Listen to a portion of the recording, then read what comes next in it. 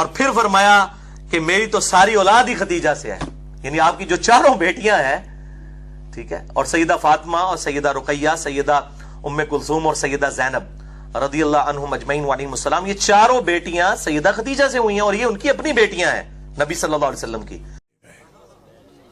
میرا سنی بھائی اگر کوئی بیٹھا ہو تو آپ کے ذہن میں یہ آپ کو آپ کی کتابوں میں بتایا گیا نبی کی تو 4 بیٹیاں تھیں۔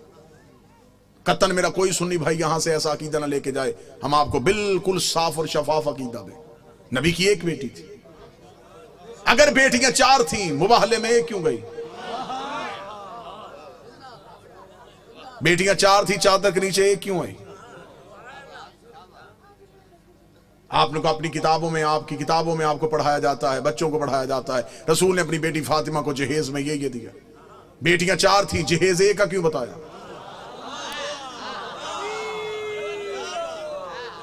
اچھا جو میرے سنی بھائی بیٹھے ہوں مجھے بول کے بتا دینا، اگر بیٹیاں 4 ہیں تو باقی بیٹیوں کی اولاد کہاں ہے؟ آج کسی سنی سید کے سر پہ قرآن رکھ کے پوچھ کس کی اولاد ہے، وہ کہے گا رسول کی۔ شجرہ کہاں سے چلا، وہ کہے گا سیدہ زہرا سے۔ تو پھر باقی بیٹیوں کی اولاد کہاں گئی؟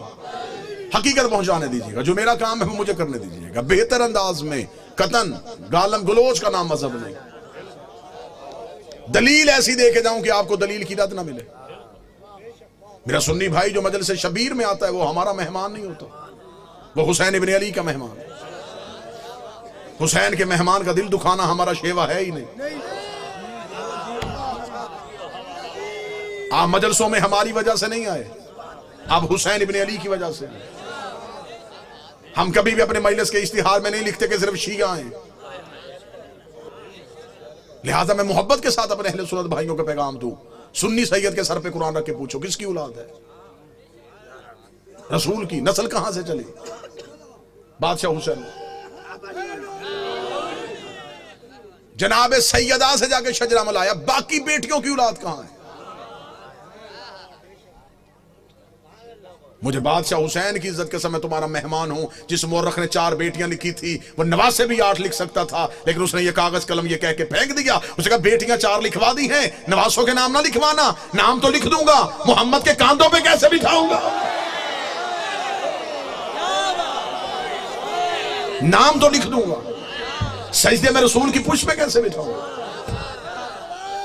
پھر کوئی مورخ پوچھ لے گا یہ کیسا نبی تھا جو 1 بیٹی کے بیٹے تو اٹھاتا رہا۔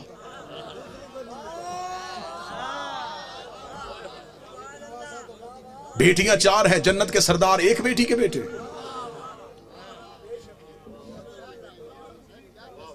اللہ نے قرآن میں حکم دیا میرا حبیب اپنی قریبیوں کو ان کا حق دو۔ صحیح بخاری میں لکھا ہے کہ رسول نے اپنی بیٹی فاطمہ کو بلا کے جگیر فتق اس کے نام لکھی۔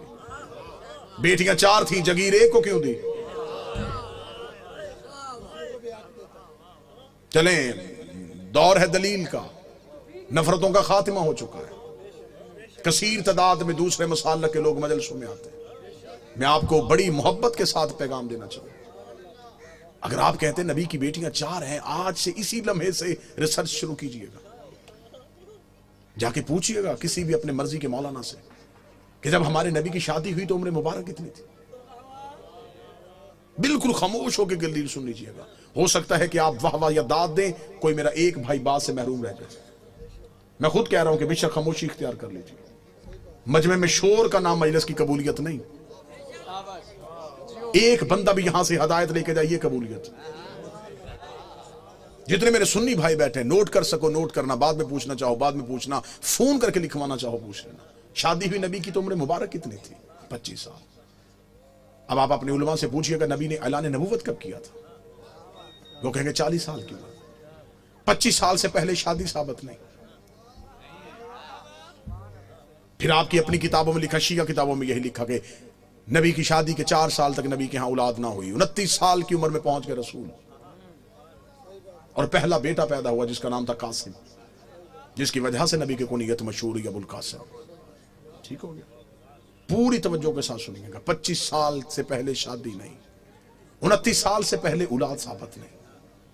پھر سنی عقیدے کے مطابق نبی نے 40 سال کی عمر میں اعلان نبوت کیا، شیعہ عقیدے کے مطابق 40 سال کے بعد اظہار کیا، نبی پہلے دن سے نبی تھے۔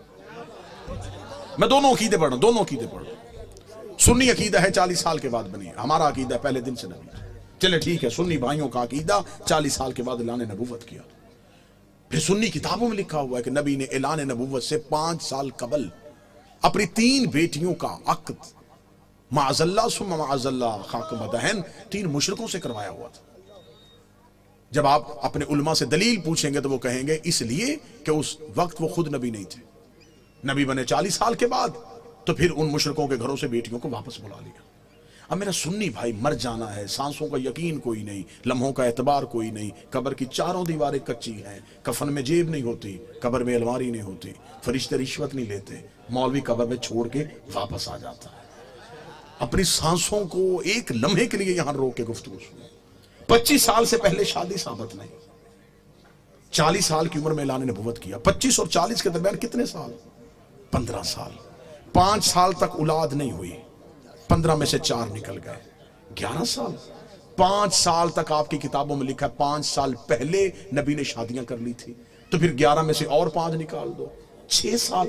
کس مذہب میں ہے کہ 6 سال میں 3 بیٹیاں پیدا بھی ہو گئیں، جوان بھی ہو گئیں اور شادیاں بھی ہو گئیں؟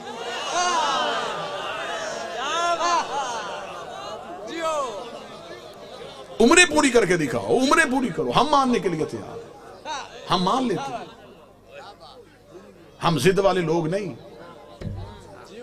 کہ کیسے ہو سکتا ہے کہ کوئی نبی کی اولاد ہو اور ہم انکار کریں۔ اگر ہم نبی کی ایک بیٹی مانتے ہیں تو ہم باقی 3 کو کیوں نہیں مانتے؟ ہم انہیں بھی مانیں گے، آپ ثابت کر کے دکھاؤ۔ اب میرا سنی بھائی مجھ سے پوچھے کہ پھر یہ کہانی کیا ہے؟ یہ رسول کی حقیقی بیٹیاں نہیں۔ رسالت مآب کا پہلا عقد ہوا تھا ملکۃ العرب جناب خدیجہ سے۔ جناب خدیجہ عرب کی رئیسہ خاتون تھی، بی بی خدیجہ کی ایک بہن تھی حالہ بنت وہب۔ یہ 3 بیٹیاں جناب حالہ کی تھی جو جناب خدیجہ کے گھر میں پرورش پا رہی تھی۔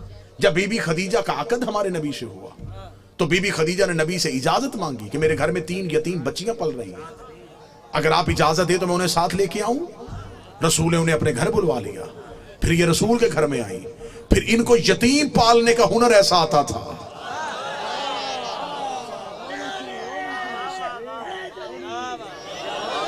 پھر یہ یتیم کو یتیم سمجھ کے نہیں پالتے تھے، پھر ایسے پالا کہ مورخ نے لکھا کہ یہ نبی کی اپنی بیٹیاں تھیں۔ سلبی بیٹی نبی کی ایک ہی تھی جو حسین کی ماں ہے، جو علی کی زوجہ ہے، جو جنت کی عورتوں کی سردار ہے۔